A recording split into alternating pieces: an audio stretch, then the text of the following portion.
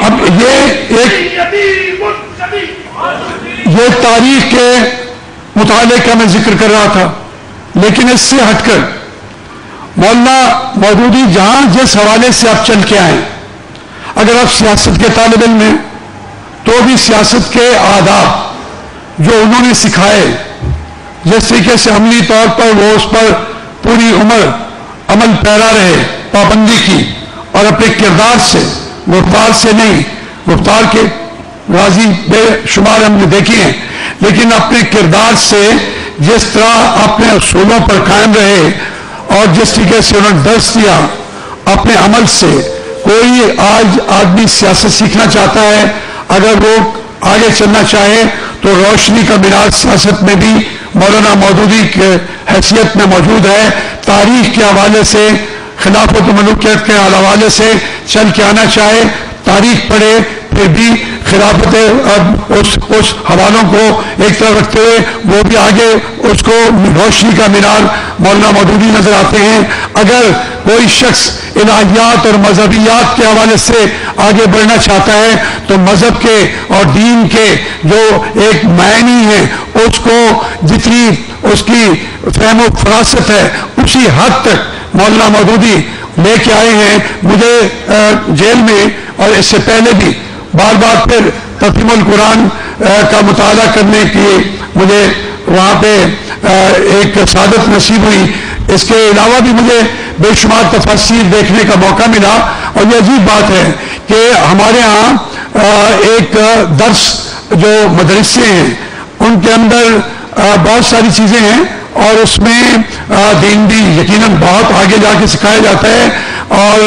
زیادہ قرآن حکیم کے حفظ کرنے کے جو درجات ہیں اس پر زور دیا جاتا ہے اور ہونا بھی چاہیے. میں اللہ کا کرم ہے، میری اپنی بیٹی جو اس وقت اسمبلی میں بھی بیٹھی ہیں وہ حافظ قرآن ہے اور قرات بھی انہوں نے پڑھی ہے، لیکن میں ایک بات جو کرنا چاہتا ہوں وہ اس سے مختلف ہے. وہ یہ ہے کہ قرآن کو جس کے بارے میں اقبال بھی بار بار کہتا ہے کہ قرآن سے بات کریں، سمجھیں، قرآن کے پاس جائیں. مولانا مودودی نے انہوں نے جو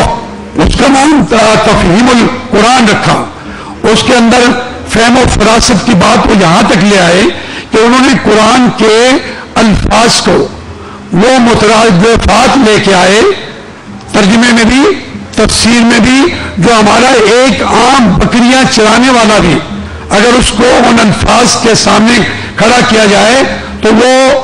الفاظ اس کی روزمرہ زندگی کے ہیں. انہوں نے عربی کو اس طریقے سے لوگوں کے ذہنوں تک پہنچایا. مثلا کوئی آیت پڑھ لیں، بظاہر ہمیں وہ اوپر سے چلی جاتی، شعبہ و قبائل تعارفوا ان اکرمکم عند اللہ اتقاکم. تو اس میں مولانا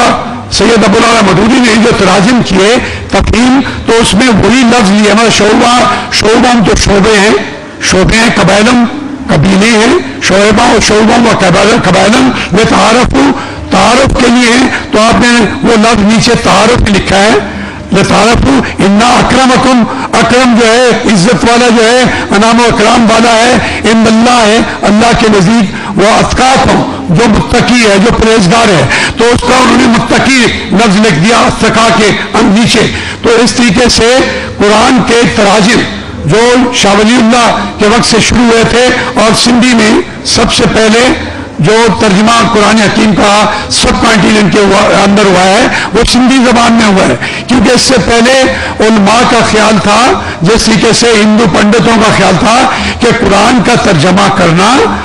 عامی انسانوں تک قرآن کے ترجمے کو پہنچانا، اس کے اوپر بالکل فتوے لگتے تھے کہ وہ لوگ جو ہیں کفر کا ارتکاب کر رہے ہیں جو ترجمہ کر رہے ہیں، کیونکہ یہ عامی کے لیے قرآن کا احساس سے لانا مناسب نہیں ہے. حالانکہ قرآن جو ہے وہ تو آیا ہی اللہ کا ایک خطاب ہی نہیں ہے، وہ گفتگو ہے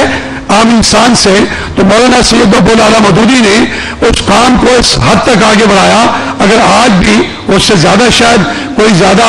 آگے آ گئے ہوں، لیکن میں سمجھتا ہوں جس طرح ہر لفظ کو وہ اس طریقے سے بیان فرماتے ہیں، اس سے قرآن آپ سے باتیں کرنے لگ جاتا ہے. آپ جب بات کر رہے ہوتے ہیں، قرآن پڑھ رہے ہوتے ہیں، تو جیسے وہ اللہ کا کلام ہے، محسوس ایسے ہوتا ہے کہ آپ وہ جیل کے اندر بیٹھے ہوں یا کہیں بیٹھے ہوں، یہ لگتا ہے کہ اللہ آپ سے ہم کلام ہے، آپ اس کے کلام پڑھتے ہوئے خدا سے باتیں کر رہے ہیں۔ یہ کام، یہ معجزہ، یہ محنت جو خون جگر سے ہمارے تک پہنچایا مولانا سید عبداللہ مودودی نے، میں نے کسی اور ترجمے میں آج تک نہیں پایا، کسی اور تفسیر میں آج تک نہیں پایا۔ میں اس میں صرف یہ عرض کرنا چاہتا ہوں کہ یہ جو آج کا عہد ہے جس کے اندر ہم سیاست کی بات کرتے ہیں، تو سیاست کو بھی انہوں نے ایک بامانی حیثیت دی۔ سیاست کا مقصد صرف یہ نہیں کہ ہم ایک جا کے اسمبلی کا ایک سیٹ لے لیتے ہیں، اپنے علاقے کے اندر اس کے ذریعے حکومت کرتے ہیں، تو سیاست کو حکومت کے کرنے سے ہٹ کر انہوں نے سیاست کو بھی اس ایک تبلیغ کا، ابلاغ عامہ کے ایک ایسے حصے کے طور پر قبول کرنے کا کہا جہاں سے آپ کو اپنی بات کہنے کے لیے ایک ایسا فورم اویلیبل ہو، ایک ایسا ادارہ معلوم ہو، اور اگر حکومت میں بھی ہیں تو آپ کو انسان کی خدمت کرنے کا ایک بنیادی شعور جو ہے وہ اس کا عطا کیا ہوا جو اللہ کا ہے، اس کو، اس شعور کو سیکل کیا انہوں نے اپنے الفاظ سے، ترجمے سے، اپنے لٹریچر سے، اور پھر عملی طور پر میں خالد صاحب سے تھوڑا سا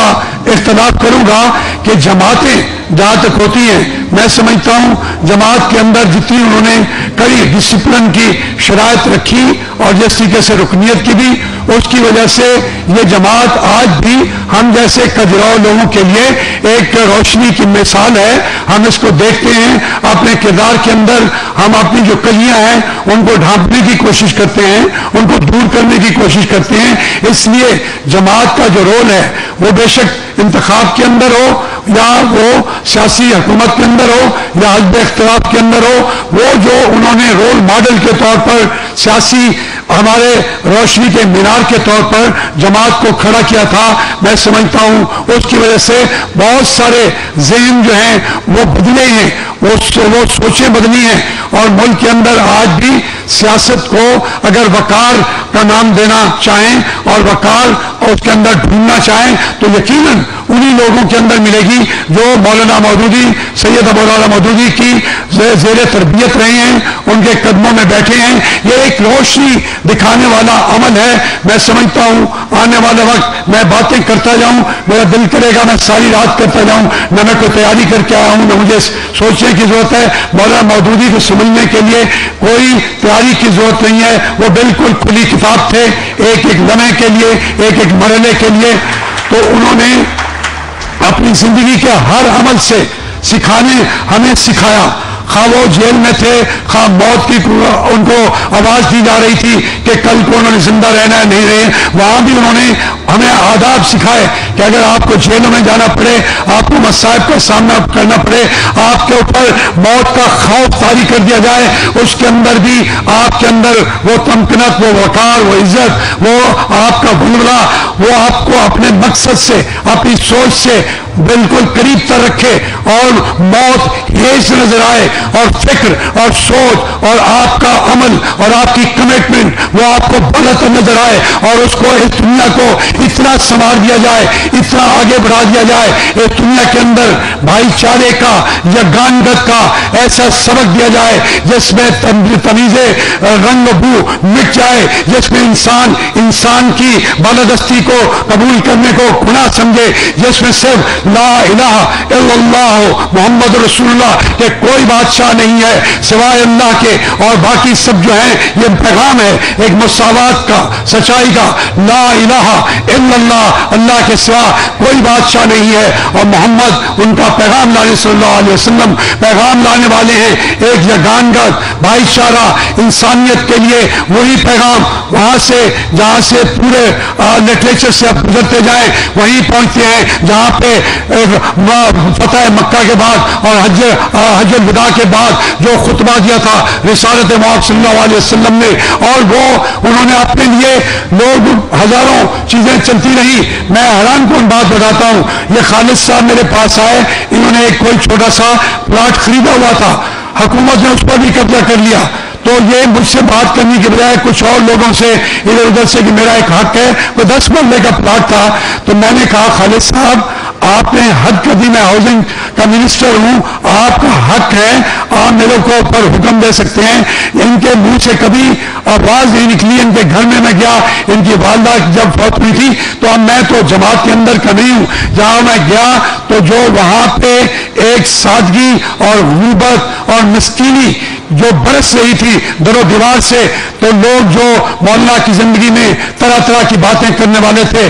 آج وہ شرمندگی سے اپنے منہ چھپاتے پھرتے ہیں، اور رب العالی کا چراغ روشن ہے، روشن مینار ہے، ہمیں راستہ بتا رہا ہے، ہمیں بتا رہا ہے کہ ادھر آؤ، صراط مستقیم یہ ہے، انسانیت کی فلاح یہ ہے، اور وہ راستہ ہے محمد رسول اللہ صلی اللہ علیہ وسلم کا راستہ، سچائی کا راستہ، یگانگت کا راستہ، غیرت کا صحیح راستہ، جرأت کا راستہ، پاکستان کے اندر اسلام کی سربلندی کا راستہ۔ بہت شکریہ۔